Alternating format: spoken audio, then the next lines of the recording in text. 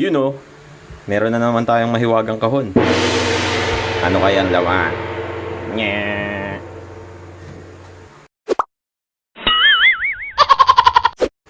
Grabe, sobrang layo ng pinuntahan ko para makuha lang to. Okay, game. Buksan na natin kung ano laman.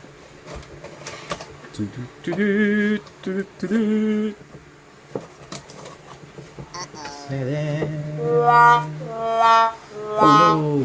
Boy pa kaya siya? Yes, boy pa. 1, 2, 3. Ito na siya. Wow! Isa siyang Burled Dragon. Grabe, 1 month pa lang to. Red Leatherback Hypotrans. Shedding siya ngayon.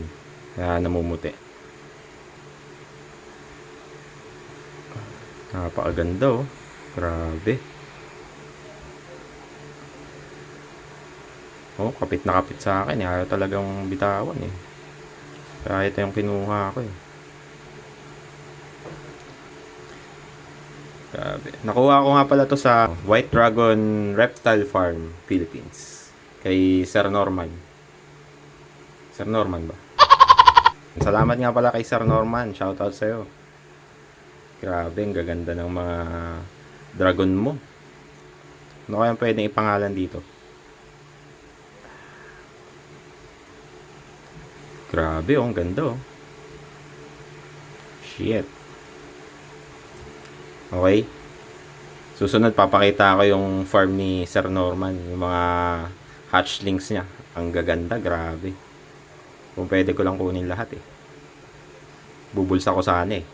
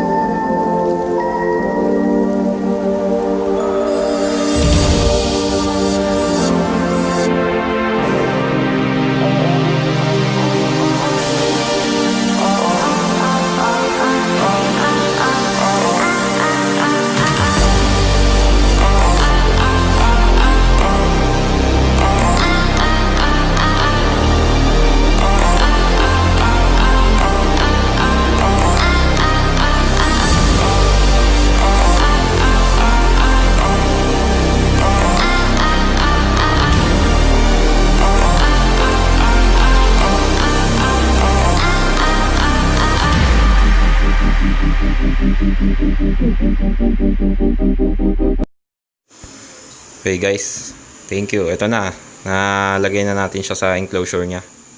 Yun. Doon nyo rin mabibili yung enclosure kay Sir Norman. Kompleto na. May enclosure, meron ng, ito, bato-bato. Pwede niyang akyatan yan dyan.